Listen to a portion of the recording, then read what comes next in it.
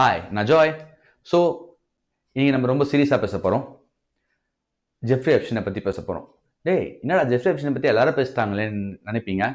ஆனால் நிறைய பேர் பேசாதான் நான் பேச போகிறேன். ஓகே, ஸோ வீடியோ டக்குன்னு போயிடலாம். இந்த வீடியோ ஃபுல்லாக எண்ட் வரைக்கும் பார்த்தா தான் உங்களுக்கு நான் சொல்ல போகிற முழு விஷயமும் உங்களுக்கு புரியும். ஓகேவா? அதெல்லாம் எண்ட் வரைக்கும் பாருங்கள். ஸ்கிப் பண்ணிட்டு போயிட்டீங்கன்னா அது உங்களோட இழப்பு தான், எனக்கு தெரியாது. ஓகே, ஸோ என்னன்னு பார்த்தீங்கன்னா ஜெஃப்ரி எப்ஸ்டைன் ஜனவரி 20, 1953 நியூயார்க் ப்ரூக்லினில் பிறக்கிறாரு. ஓகேவா? இத்தனைக்கும் அவர் வந்து ஒரு மிடில் கிளாஸ் ஃபேமிலி தான். அவங்க அப்பா ஒரு நார்மல் ஒர்க் பார்க்குறவர் தான். அவங்களுக்கு பெரிய அசட்ஸ்லாம் ஒன்றும் கிடையாது. சும்மா நார்மல் லைஃப் வாழ்ந்துட்டு அங்கே இருக்கிற லஃபேட்டேன்ற ஹைஸ்கூலில் வந்து அவர் படித்து முடிக்கிறாரு. ஸ்கூல் படித்து முடிச்சுட்டு டிகிரிக்காக காலேஜ் வந்து காப்பர்ன்ற ஒரு யூனிவர்சிட்டியில் போய் ஜாயின் ஆகுறாரு. ஆனால் அங்கேருந்து அவர் லெஃப்ட் ஆகி அங்கேருந்து டிரான்ஸ்ஃபர் ஆகி நியூயார்க் யூனிவர்சிட்டியில் போய் ஜாயின் ஆகுறாரு. இதுலன்னு பார்த்தீங்கன்னா மேத்தமெட்டிக்ஸ் அண்ட் சயின்ஸில் போய் ஜாயின் ஆகுறாரு. ஆனால் அந்த டிகிரியும் அவர் முடிக்காம எதுக்குன்னு தெரியல, ஆனால் அந்த டிகிரி முடிக்காம அந்த காலேஜ் விட்டு லெஃப்ட் ஆயிட்டு இன் 1974 அவருக்கு ஒரு வேலை கிடைக்குது. எங்க மேன்ஹாட்டன்ல டால்டன் ஸ்கூல் ஆஃப் மேன்ஹாட்டன்ல வந்து அவருக்கு ஒரு வேலை கிடைக்குது. அது இதுல பாத்தீங்கன்னா மேத்தமெட்டிக்ஸ் அண்ட் கால்குலஸ்ல ஒரு டீச்சரா வேலை கிடைக்குது. அந்த டீச்சரா அவருக்கு வேலை கிடைக்குதுன்னு பாத்தீங்கன்னா அவருக்கு தெரிஞ்சவர் அந்த ஸ்கூலோட ஹெட் மாஸ்டர் டொனால்ட் பார்ன்றவர். இவங்க ரெண்டு பேரும் ஒரு ஜூஸ், அதை ஞாபகம் வச்சுக்கோங்க. ஜூடாயிசம், இஸ்ரேலிய மக்கள். ஓகேவா? இதை ஞாபகம் வச்சுக்கோங்க. இவங்க ரெண்டு பேரும் இவர் மூலியமா வந்து நம்ம எப்ஸ்டைனுக்கு வந்து கேடுகட்ட எப்ஸ்டைனுக்கு வந்து வேலை கிடைக்குது. கிடைச்சி அங்கேயும் அவர் வேலை செய்யறாரு. அதுவும் என்னன்னு தெரியல, காரணம் இல்லாம அவர் அங்கேயோ லீவ் பண்ணிட்டு பேங்க்ல வேலை கிடைக்குது. ஒரு டிகிரியே இல்லாம ஒருத்தனுக்கு பேங்க்ல வேலை கிடைக்குது. அதாவது பியர் டிரான்ஸ்ன்ற ஒரு பேங்க்ல வந்து வேலை கிடைக்குது. அங்க 4 வருஷம் வந்து அவர் கஷ்டப்பட்டு வேலை பார்த்து எப்படியும் அந்த பேங்க்ல வந்து ஒரு பார்ட்னராகவே ஆயிடுறாரு. ஒரு பேங்க்குக்கே பார்ட்னர் ஆயிடுறாரு. பார்ட்னர் ஆயிட்டு நல்லபடியா ஒர்க் போயிட்டே இருக்கும் போது அவர் திடீர்னு தான் தெரியுமா அந்த பேங்க் வேலையை குவிட் பண்ணிட்டு அவர் வந்து J.Epstein கம்பெனி அட் கோன்னு வந்து அவர் வந்து ஸ்டார்ட் பண்றாரு, அவர் ஓன் கம்பெனியை.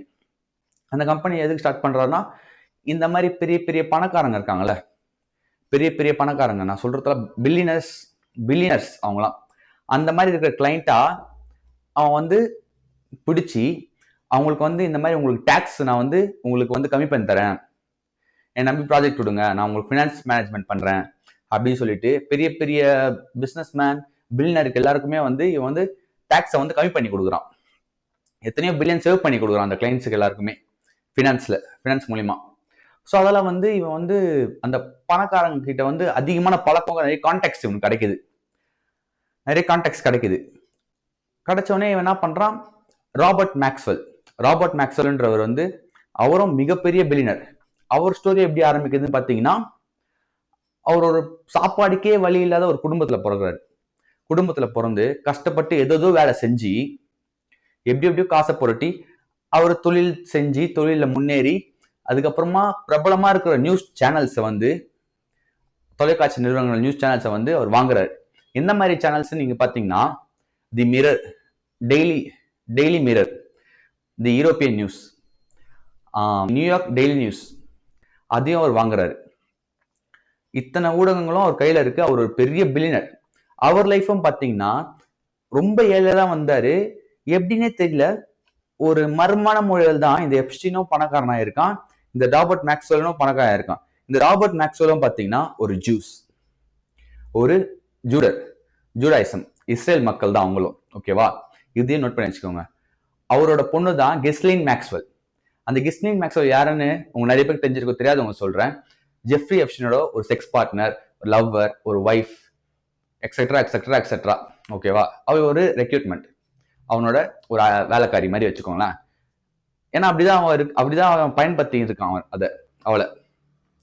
அவளும் அதுக்கு ஒத்துழைச்சுதான் இருந்திருக்கா. எல்லா செக்ஸ் ஒர்க்லயும், செக்ஸ் டிராபிகிங்லயும், சைல்ட் டிராபிகிங்லயும் எல்லாத்துலயும் இவ்வளவு பங்களிச்சிருக்கா இந்த ஜெஃப்ரி எப்ஸ்டைன். அந்த ஜெஃப்ரி எப்ஸ்டைனோட கேர்ள் ஃப்ரெண்ட் தான் இந்த ராபர்ட் மேக்ஸ்வெலோட பொண்ணு கெஸ்லின் மேக்ஸ்வெல். இவங்க ரெண்டு பேரும் வந்து இந்த பொண்ணு நியூயார்க் வரும்போது ஜெஃப்ரி எப்ஸ்டைனை மீட் பண்ணி அவங்க ரெண்டு பேருக்குள்ள பழக்கமாயிருக்கு. அப்ப அவங்களுக்குள்ள பேசியிருந்திருப்பாங்க. கண்டிப்பா உங்ககிட்ட பணம் இருக்கு, என்கிட்ட எலிட் கான்டாக்ட்ஸ் இருக்கு. யார் சொல்றா? ஜெஃப்ரி கிட்ட வந்து அந்த பொண்ணு சொல்லியிருக்கு. கண்டிப்பா என்கிட்ட வந்து பணம் இருக்கு, அவங்க கிட்ட பணம் இருக்கு, என்கிட்ட வந்து எலிட் கான்டாக்ட்ஸ் இருக்கு. ஸோ நம்ம ரெண்டு பேரும் சேர்ந்து இந்த பணக்காரங்களுக்குன்னு ஏத்த மாதிரி ஒரு வாழ்க்கைய அவங்களுக்கு இல்லாத இதுவை நம்ம நிறைவேற்றி பார்க்கலாம்னு சொல்லிட்டு அவங்க வந்து தனியாக ஒரு தீவு வாங்குறாங்க. அந்த தீவு தான் சென்ட் ஜார்ஜ் ஃபேட் ஐலாண்ட். ஓகேவா? அந்த ஐலாண்டில் வந்து அவங்க குடியேறுறாங்க. அங்கே வந்து இல்லாத விஷயமே இல்லை. எப்படி சொல்றது, ஒரு 5 ஸ்டார் 7 ஸ்டார் ஓட்டுற அளவுக்கு ஒரு ஹோட்டல், அப்புறம் வந்து நிறைய விதமான ப்ராப்பர்ட்டிஸ் அவங்கள கிரியேட் பண்றாங்க அந்த தீவுல. இந்த பணக்காரங்களை வந்து வர வைக்கிறதுக்கு, அவங்களுக்கு பார்ட்டி கொடுக்கறதுக்கு, அவங்க உற்சாகமா வைக்கிறதுக்கு. இதுல ஒரு முக்கியமான விஷயம் நீங்க நான் நோட் பண்ணணும். இந்த வந்து பணக்காரங்க எப்படி தெரியுமா?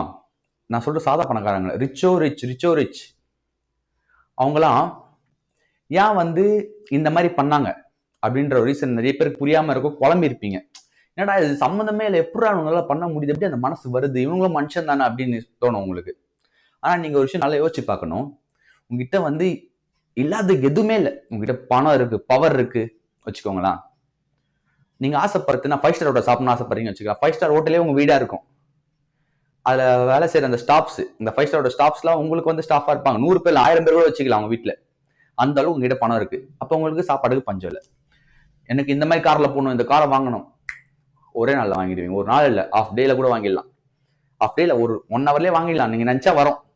பைக் வாங்கணுமா, கார் வாங்கணுமா, ஜெட் வாங்கணுமா, பிளைட் வாங்கணுமா, யாட்ச் வாங்கணுமா, இதெல்லாம் வந்து கப்பல்ல வந்து பெரிய இந்த கியூசல் கப்பல் மாதிரி வாங்கணுமா, எல்லாமே உங்களுக்கு வாங்குற அளவுக்கு பணம் இருக்கு. உங்ககிட்ட எல்லாமே நீங்க என்ன ஆசைப்படுறீங்களோ அதை தீர்த்துக்க முடியும். அப்படின்ற அளவுக்கு பணம் இருக்கும் போது உங்களுக்கு காலைல ஏஞ்சிக்கிறதுக்கு என்ன மோட்டிவா இருக்கும்? எதுவுமே இருக்காது. உங்ககிட்ட எல்லாமே இருக்கு. நீங்க என்ன நினைச்சாலும் அது வரும், என்ன நினைச்சாலும் அது கிடைக்கும் உங்களுக்கு.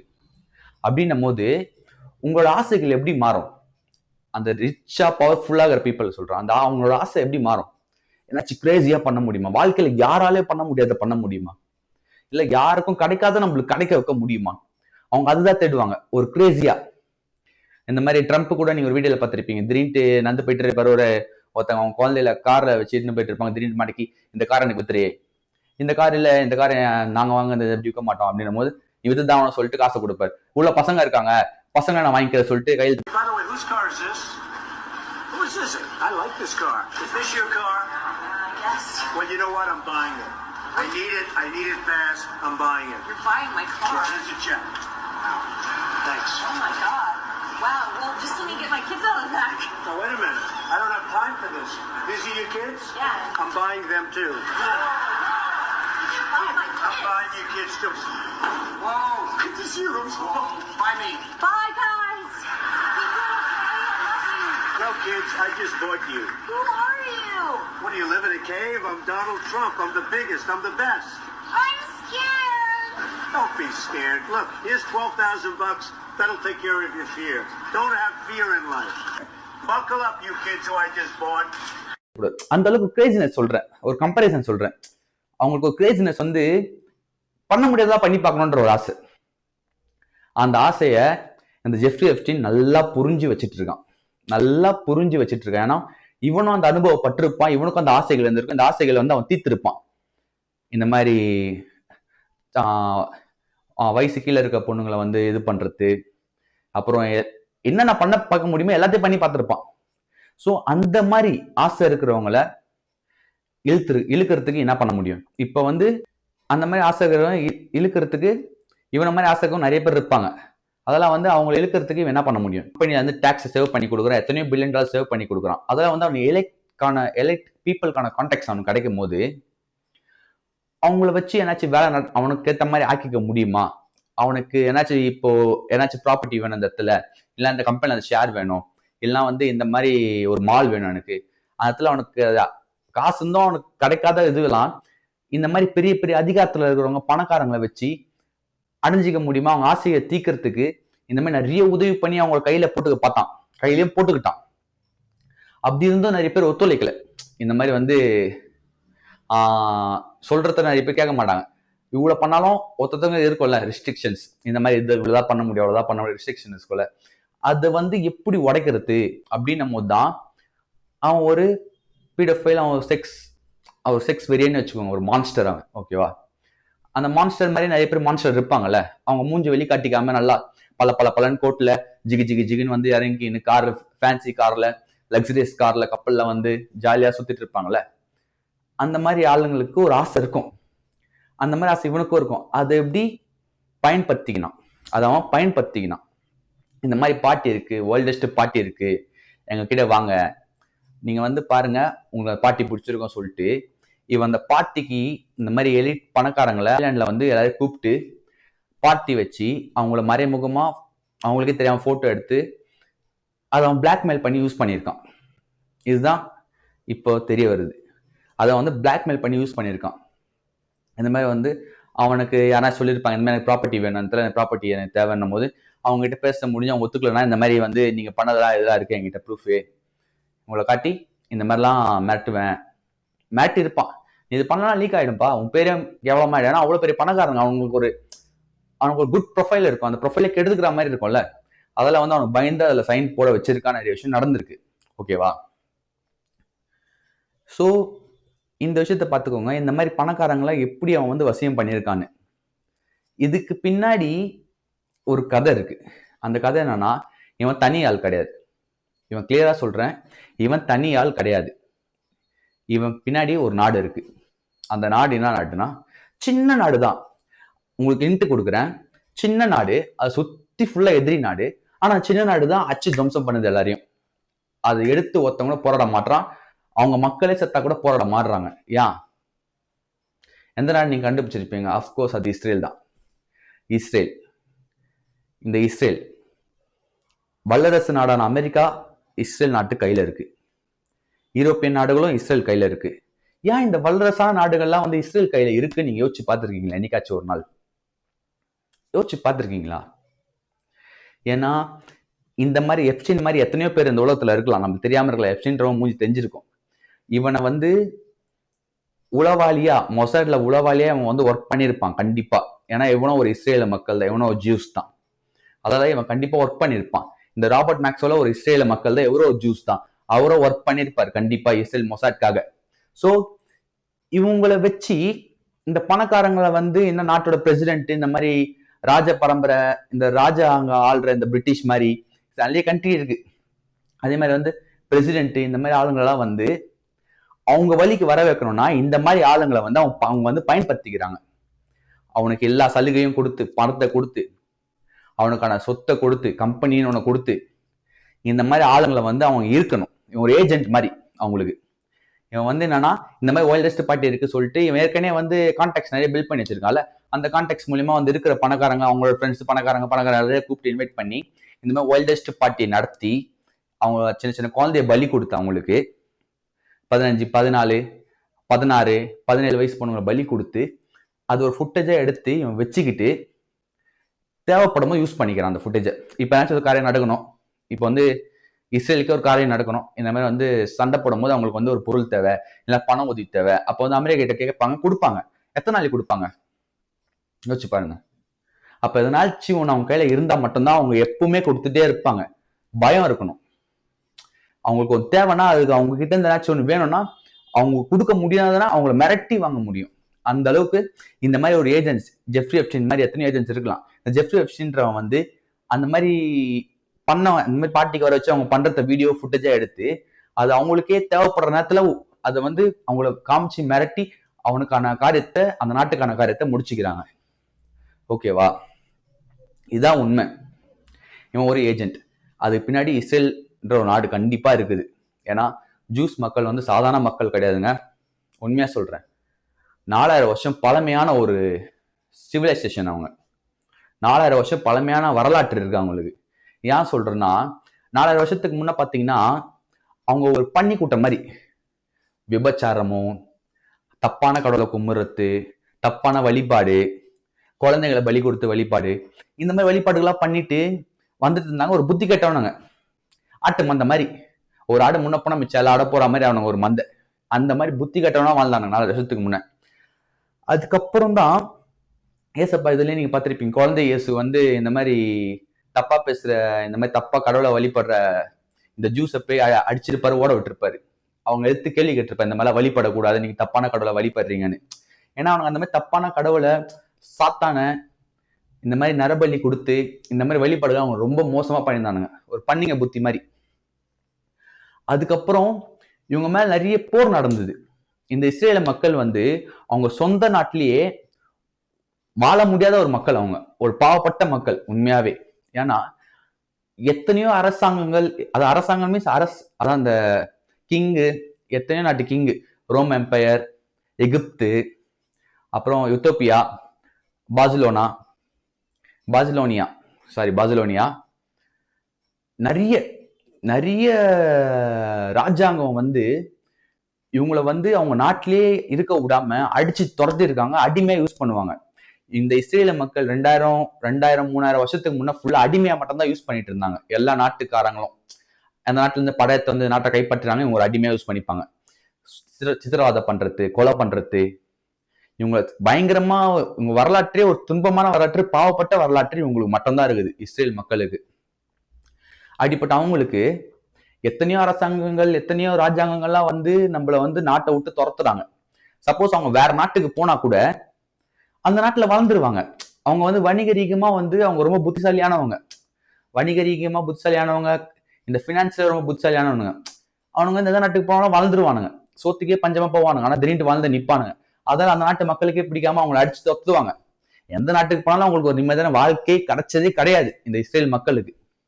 அடிப்பட்ட அவங்களுக்கு அவங்க ஒன்னே வந்தா புரிஞ்சுக்க ஆரம்பிச்சாங்க, எத்தனை நாள் நம்ம அடிபட்டு ஓடுவோம், நம்ம கிட்ட ஏன் எல்லாம் இப்படி நடந்துக்கிறாங்க, நம்மளால எப்படி மாற்றத்தை கொண்டு வர முடியும் போதுதான் அந்த நம்மளுக்கு எப்படி இந்த பாஸ்டர் எல்லாம் வந்து இந்துக்கு வந்து ஐயர் அந்த மாதிரிலாம் இருக்காங்களோ, மத தலைவர் அந்த மாதிரி இருக்காங்களோ, அதால அந்த ஜூடாயிசம்க்கு வந்து ரப்பின்னு இருப்பாங்க, ரப்பீஸ், அவங்கதான் அந்த மதத்தோட தலைவர். அந்த மாதிரி எத்தனை இஸ்ரேல் மக்கள் எந்த நாட்டுக்கு போயிருக்காங்க அங்கங்க வந்து ரப்பீஸ் இருப்பாங்க அந்த மதத்தை வழிபடுறதுக்கு. ஏன்னா நம்மளுக்கு எப்படி தமிழ்ன்றது தாய்மொழி, நம்ம மொழியை வந்து மொழிதான் நம்மளை வந்து கனெக்ட் பண்ணுது தமிழ்ன்றதுக்கு. அவங்களுக்கு வந்து மொழி கிடையாது, அவங்களுக்கு வந்து அந்த ஜூஸ் அவங்களோட கடவுள் யாவேவ கும்பிடுறவங்க, அந்த அந்த ஒரு ரிலிஜியனை தான் அவங்க வந்து உயிரா நினைக்கிறாங்க. நம்ம மொழியை உயிரா நினைக்கிறோம், அவங்க அந்த இதுவை அவங்களோட கடவுளை அவங்களோட மதத்தை வந்து உயிரா நினைக்கிறாங்க. ஓகேவா, ஞாபகம் வச்சுக்கோங்க. இந்த ஜூஸ் வந்து அந்த ரப்பீஸ் வந்து இந்த மாதிரி இது பண்ணாங்கல்ல, இந்த மாதிரி நீங்க நம்மள ஏன் அடிச்சு தொத்துறாங்க, நம்ம எந்த நாட்டுக்கு போனோம் ஏன் நம்மள வந்து வெறுக்கிறாங்க, நம்மள வந்து ஏன் ஒரு அடிமையா மட்டும் தான் நம்ம இருக்கிறோம், நம்ம ஒரு ஸ்லேவா மட்டும் ஏன் இருக்கிறோம் அப்படின்னும் போதுதான் இதுல வந்து படிக்கணும், ஞானத்தை கத்துக்கணும், எப்படி வணிகம் பண்ணணும், எப்படி மற்ற நாட்டுக்கு போய் மற்ற மொழி எப்படி கத்துக்கணும், மற்றவங்க கூட எப்படி உரையாற்றல் பண்ணணும், அதே மாதிரி எப்படி வணிகத்துல சிறந்து விலகலாம்னு சொல்லிட்டு அதை பத்தியான லெசனையும் அது கூட சேர்த்து இவங்களோட மதத்தையும் தெளிவா குழந்தைல இருந்தே சொல்லி சொல்லி கொடுத்து கொடுத்து கொடுத்து அவங்கள வந்து வளர்த்தாங்க. அந்த விதமா தான் இந்த 2000 வருஷம் கழிச்சு வளர ஆரம்பிச்சது ஜூஸ். அந்த இனம் வளர ஆரம்பிச்சது, ஒரு புத்திசாலி பண்ணி கூட்டமா இருந்தது. கொஞ்ச நாள் கழிச்சு அந்த 2000 வருஷம் கழிச்சு திரும்பி 4000 வருஷத்துல இருந்து 2000 வருஷம் கழிச்சு ஒரு அறிவு சிறந்த, ஒரு வணிகத்துல சிறந்தவங்களா அவங்க அறியப்பட்டாங்க உலகத்துல. ஏன்னா அந்த அளவுக்கு வணிகத்துல அவங்க சிறந்தவங்க. நாட்கள் போக போக போக போக போக எல்லாரும் ஒண்ணு கூட ஆரம்பிச்சாங்க, திரும்பி இஸ்ரேலுக்கு வரணும், நம்ம எல்லாம் இஸ்ரேல திரும்பி இருக்கணும்னு சொல்லும் போது எல்லா நாட்டுல இருந்தோம், அங்க பெரிய பணக்காரனா இருந்திருப்பான் அந்த இஸ்ரேலிய மக்கள்ல, அந்த ஜூஸ் மக்கள் ஏதாச்சும் நாட்டுல, அங்க இருந்துலாம் படையெடுத்து வர ஆரம்பிச்சாங்க இஸ்ரேலுக்கு. அப்ப அந்த இஸ்ரேல் நாட்டுல இருந்தவங்க யாருன்னு பாத்தீங்கன்னா பாலஸ்தீன் மக்கள். ஓகேவா, இந்த பாலஸ்தீன் மக்கள் தான் அந்த இஸ்ரேல்ல இருந்தாங்க. இப்போ ஒரு இடம் தான் கொடுத்தாங்க, இந்த மாதிரி வராங்க, சரி இவங்களும் இருந்திருக்காங்க இந்த இடத்துல பல 100 வருஷத்துக்கு முன்ன, அவங்களுக்கும் ஒரு இடத்த கொடுக்கலாமே சொல்லி ஒதுக்குப்புறமா ஒரு இடத்த கொடுத்தாங்க இஸ்ரேல் மக்களுக்கு. ஆனா அவங்க என்ன பண்ணாங்க, அந்த வாய்ப்பை பயன்படுத்திக்கிட்டு இந்த பிரிட்டிஷ் வந்து நாட்டை சரியா பிரிச்சு கொடுக்காம அது அரைகுறையா, நம்ம இந்தியாவுக்கு எப்படி பண்ணாங்க, பாகிஸ்தானுக்கும் சைனாக்கும் ஒரு அப்படியே ஏதோ ஒரு பார்டரை போட்டு கொடுத்தா, அந்த மாதிரி அந்த பாலஸ்தீனுக்கும் இஸ்ரேலுக்கும் ஏதோ ஒரு மாதிரி பார்டர் போட்டு கொடுத்து சண்டை வர மாதிரி, அவங்களுக்கு தெரியும் ஃபியூச்சர்ல கண்டிப்பா சண்டை வரும் தெரிஞ்சும் அந்த மாதிரி ஒரு பார்டர் போட்டு கொடுத்துட்டு போயிட்டாங்க. இப்ப அந்த இஸ்ரேலிய மக்கள் வந்து புத்திசாலியான மக்கள், எப்படி மத்தவங்க கிட்ட நடந்துக்கணும், எப்படி அரசாங்க இடத்த கைப்பற்றணும், எப்படி வணிகத்தை வந்து சிறந்து அவங்க எப்படி தொழில முன்னேற்ற முடியும்ன்றதுல அவங்க சிறந்தவங்க. ஏன்னா அது பல 100 வருஷமா சொல்லி கொடுத்து அந்த மத தலைவர்கள் சொல்லி கொடுத்து பரம்பரையா அது வந்து அவங்களோட ஒரு வேவாவே ஆயிடுச்சு, அவங்க வழியாவே ஆயிடுச்சு, அதுதான் அவங்க பண்ணுவாங்க. அதால இவங்க அறிவுல சிறந்தவங்க. பாலஸ்தீன் பீப்புள் கொஞ்சம் புவர் தான் அவங்க அந்த நாட்டுல அப்போ இந்த பிரிட்டிஷ் விட்டு போகும்போது. ஸோ இவங்க 2 பேரும் இந்த நாட்டுல வந்து என்ன பண்ணாங்கன்னா, இஸ்ரேல் வந்து கொஞ்சம் கொஞ்சமா அந்த பாலஸ்தீன் இடத்தெல்லாம் கைப்பற்றினாங்க. அதால இப்ப வந்து அந்த பாலஸ்தீன் போர்லாம் நீங்க பார்த்துட்டு இருப்பீங்க. இன்னும் போயின்னு தான் இருக்கு. சோ இந்த மக்கள் 4000 வருஷமா ஒதுக்கப்பட்ட ஒரு மக்கள். ஹிட்லர் கதை சொல்லிதான் ஆகணும். ஹிட்லர் முக்கியமா ஏன் தெரியுமா ஜூஸை வெறுத்தாரு? எங்கிருந்தோ நாடை விட்டு, அவன் இஸ்ரேல்ன்ற நாடை விட்டு ஜெர்மன் நாட்டுக்கு நீ பஞ்ச பொழைக்க வர நீ. பஞ்ச பொழைக்க வந்த இடத்துல அவங்க சொன்னால அவங்களுக்கு அறிவு கொஞ்சம் அதிகம்னு. ஏன்னா வந்து அவங்க அப்பத்துல இருந்து இந்த பல 100 வருஷமா அவங்க அந்த வணிகத்தை சிறந்து விளங்குனாங்க. அது சொல்லி கொடுத்து வளர்த்ததுனால எந்த நாட்டுக்கு போனா பழிச்சுப்பாங்க அவங்க. அதால இந்த ஹிட்லர் அந்த ஜெர்மனி நாட்டுக்கு அவங்க வந்து குடியேர்ந்து அங்க இருந்து அரசு பதவி அளவுக்கு அவங்க உயர்ந்தாங்க. ஜெர்மன்ல நிறைய கவர்மெண்ட் ஜாப்ஸ்ல இந்த இஸ்ரேல் மக்கள் தான் இருந்தாங்க. நிறைய வணிகத்துல அவங்க தான் இருந்தாங்க. நாட்டிலேயே பொருளாதாரத்துல அவங்க சிறந்து விளங்குனாங்க ஜெர்மன் மக்களோட. இதை பார்த்த அந்த ஜெர்மன் மக்களுக்கு தான் கொந்தளிச்சு போய் ஹிட்லர் அதே ஒரு கடமையாத்துக்குனாரு. இந்த இஸ்ரேல் மக்களை அழிக்கிறது தான் நம்மளோட கடமைன்னு சொல்லி அத்தனை லட்சம் பேரை வந்து எரிச்சாரு. பாய்சன் கேஸை விட்டு அழிச்சாரு. நிறைய பேர் வந்து ஜூஸ்ன்றவன் இத்தனை இந்த நாட்டுல இருக்கவே கூடாது, இந்த நாட்டுல தான் நம்ம சாவுதான்டா கிடைக்கும் சொல்லிட்டு ஓடினாங்க நாட்டை விட்டு, ஜெர்மன் நாட்டை விட்டு. அந்த அளவுக்கு ஒரு வெறுத்தாரு ஹிட்லர். ஏன்னா அவங்க எந்த நாட்டுக்கு போனாலும் அவங்க முன்னேறுவாங்க, அந்த நாட்டு மக்களோட அவங்க சிறந்து விளங்குவாங்க. அதை ஞாபகம் வச்சுக்கோங்க, ஓகேவா? இப்போ இப்படிப்பட்ட மக்கள் வந்து இஸ்ரேல நாடு கடைச்சி பாலஸ்தீனை இது பண்ணி அவங்க நாட்டை கைப்பற்றிட்டாங்க. இதுக்கு மேல அவங்க எப்படி ஓடுவாங்கன்னு நினைக்கிறீங்க நீங்க? இதுக்கு மேல அவங்க ஓட வாய்ப்பே கிடையாது. இத்தனை பலாயிரம் வருஷமா அவங்க ஓடி ஓடி ஓடி ஓடி நாடோடிகளா வாழ்ந்த மக்களுக்கு இப்ப அவங்களோட சொந்த நிலம் கிடைச்சிருக்கு, சொந்த இடம் கிடைச்சிருக்கு. அது அவங்க கைப்பற்றதான் எப்படினாச்சும் இது நம்ம கிட்டதான் இருக்கணும், இதை விட்டு நம்ம போகக்கூடாது. ஏன்னா அவங்களுக்கு அந்த மண்ணுதான் உயிர், அந்த இஸ்ரேல் மண்ணுதான் உயிர், ஓகேவா? அந்த இஸ்ரேல் மண்ணுதான் உயிர்னால அவங்க அந்த மண்ணை விட மாட்டாங்க. அதுக்காக என்ன வேணா பண்ணுவாங்க, ஓகேவா? அதுக்காக என்ன வேணா பண்ணுவாங்க. என்ன வேணா பண்ணக்கூடியவங்க எப்படிலாம் மற்ற நாட்டுல வந்து இவங்கள மாதிரி இருப்பாங்கல்ல, இந்த இஸ்ரேல் மக்கள் இருப்பாங்க வேற ஒரு நாட்டுல, அந்த நாட்டுல இருக்கிற மக்களுக்கு வந்து நிறைய ஃபண்டிங், இங்க இருந்து ஃபண்டிங் எல்லாம் அங்க இருந்து ஃபண்டிங் மாத்தி ஃபண்டிங் கொடுத்து அந்த நாட்டுல பிசினஸ் வளர வச்சாங்க, இஸ்ரேல்ல பிசினஸ் வளர வச்சாங்க. அங்க இருக்கிற முக்கியமான கவர்மெண்ட் பதவி, மற்ற நாடுகள்ல இருக்கிற முக்கியமான கவர்மெண்ட் பதவிக்கு இந்த இஸ்ரேலிய மக்களை வந்து உயர்த்தினாங்க. அதுல இன்னும் இருக்கிறாங்க, அவங்க உயர் மட்டத்துல இருக்கிறாங்க. பிசினஸ் மேனா சரி, உலகத்தை நீங்க பார்த்த பெரிய பெரிய கம்பெனி, கோகோலா, பெப்சி, எதை வேணா எடுத்துக்கோங்க, அது நிறைய ப்ராடக்ட், நிறைய கம்பெனி வந்து இந்த இஸ்ரேல் மக்களால் உருவாக்கப்பட்டது. அது இன்னமும் ரன் ஆயிட்டு இருக்கு. இஸ்ரேல் மக்கள் தான் அது ஓனர், ஓகேவா? இப்படிப்பட்ட பவர்ல அவங்க உட்கார வச்சு இந்த அளவுக்கு ஆள் ஆக்கியிருப்பாங்க, ஓகேவா? அப்போ இந்த மாதிரி நாடை அவங்க உருவாக்கிட்டாங்க. சோ இது வந்து கைப்பற்றக்கூடாதுன்னா நிறைய பேரை வந்து எப்படி வளர்ச்சி போட முடியும்? நம்மளோட கையில எப்படிதான் வளரசா இருந்தாலும் அவங்களோட முடி, அவங்க மண்டை முடியை எப்படி கையில நம்ம வச்சுன்னு இருக்கிறது, தலையை எப்படி கையில வச்சுன்னு இருக்கிறதுக்காக தான் இந்த மாதிரி ஜெஃப்ரி எப்ஸ்டைன்ற மாதிரி ஆளுங்களை யூஸ் பண்ணி அந்த பார்ட்டியை நடத்தி அதுல அவங்கள வர வச்சு அவங்களுக்கு இந்த மாதிரி அவங்களுக்கு தீராத ஆசைகள், தீராத காமங்கள் எல்லாத்தையும் வந்து பார்க்க வச்சு அதை அவங்களோட கனவை நிறைவேற்றி வச்சு அதை ஃபுட்டேஜா எடுத்து அது தேவைப்படும் போது அவங்களுக்கு யூஸ் பண்ணிக்கிறாங்க. இதுதான் ஜெஃப்ரி எப்ஸ்டைனோட ஸ்டோரி. இதுதான் உண்மையா நடந்திருக்கு. இதுக்கு பின்னாடி ஒரு நாடு இருக்கு, அந்த நாடு இஸ்ரேல். எப்படி ஒரு பவர்ஃபுல் கண்ட்ரி கையில வச்சுக்க முடியும்னா, அங்க இருக்கிற பிரசிடென்ட், அங்க இருக்கிற அரசியல்வாதிய, அங்க இருக்கிற மிகப்பெரிய அதிகாரத்துல இருக்கிறவங்க எல்லாம் கையில வச்சுக்கணும்னா பிளாக்மெயில் பண்ணி அவங்கள வச்சிருக்காங்க. அதுதான் உண்மை. ஸோ நீங்க நல்லா புரிஞ்சுக்கோங்க, ஜெஃப்ரி எப்ஸ்டைன்றவன் மான்ஸ்டர், ஆனா அவன் இல்ல ஆளு. அதுக்கு பின்னாடி ஒரு நாடு இருக்குது. அந்த நாடு அதோட உளவமைப்பான மொசாட். இவங்க இருக்கிறதுனால கண்டிப்பா இஸ்ரேல் வந்து இந்த அளவுக்கு வளர்ந்தது உங்களுக்கு தெரிஞ்சிருக்கும். இஸ்ரேல் மக்கள் யாருன்னு உங்களுக்கு புரிஞ்சிருக்கும். ஜெஃப்ரி எப்ஸ்டைன் எப்படி வளர்ந்தான்னு புரிஞ்சிருக்கும். ராபர்ட் மேக்ஸ்வெல்லாம் யாரு, வெஸ்லி மேக்ஸ்வெல்லாம் யாரு, கேஸ்லி மேக்ஸ்வெல்லாம் யாருன்னு உங்களுக்கு தெரிஞ்சு. நெக்ஸ்ட் வீக்ல வந்து அந்த கெஸ்லின் மேக்ஸ்வெல்ல வந்து இயரிங் வருது, காங்கிரஸ் இயரிங் வருது யூஎஸ்ஏல. ஸோ இப்போ வந்து போன வீக்ல சரி ஒரு நாள் முன்ன கூட எஃபிஐயோட ஹெட், இந்தியன் தான் அவன், கேஷ் பட்டேல், அவனை வந்து புடிச்சு காங்கிரஸ் ஃபுல்லா விசாரணை பண்ணியிருந்தாங்க. அதுல அவன் நிறைய நக்கலா பேசினான். ஏன்னா அவனுக்கு அந்த தப்பு இல்லை, அவன் சம்மந்தப்பட்டது இல்லை. ஆனா நிறைய பேர் அவன் காப்பாத்திருக்கான். அந்த என்கொயரி வந்து காப்பாத்திருக்கான். எப்படின்னா,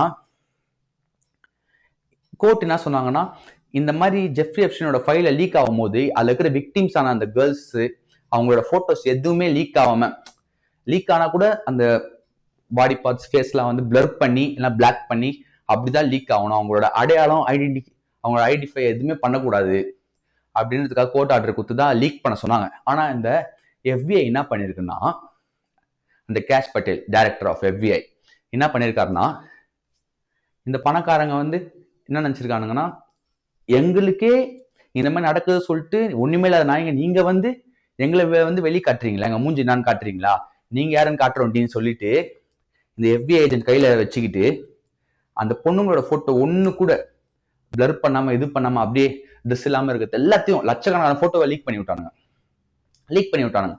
ஆனா அதுல முக்கியமா அடிப்படுற பேர் எல்லாத்தையும் பிளாக் பண்ணி அதை ஃபுல்லா பிளாக் பண்ணி இது லீக் பண்ணானுங்க இந்த FBI. இதை பார்த்தா எப்படி தெரியுமா இருக்கு? ஒண்ணுமேல அதை நீங்களே வந்து எங்களை வந்து மிரட்டி பாக்குறீங்களா, எங்களை மூஞ்சி வெளியே காட்ட பாக்குறீங்களா, நீங்க யாருன்னு காட்டுறோம் நீங்க என்ன ஒழுங்கா சொல்லி அது காட்டுறதுக்காகவே பண்ண மாதிரி இருக்கு. அதனாலதான் FBI வந்து இந்த கேஷ் பட்டேல் டைரக்டரை வந்து காங்கிரஸ்ல வந்து அந்த கோர்ட்ல வந்து பயங்கரமா கேள்வி கேட்டாங்க. இதை வச்சு அவரால் எதுவும் பேசவும் முடியல, தன்னிட்டாரு. ஸோ நெக்ஸ்ட் வீக் வந்து அந்த கெஸ்லி மேக்ஸ்வெல் வந்து கோர்ட் அந்த ஹியரிங் வருது, காங்கிரஸ் ஹியரிங் வருது. ஸோ நிறைய உண்மை தெரியும்னு நினைக்கிறேன். ஸோ அப்போ என்ன தெரிஞ்சதுன்னா கண்டிப்பா பேச வரேன். இந்த வீடியோ இத்தனை நான் முடிச்சுக்கிறேன். பாய் பாய். ஜாய்.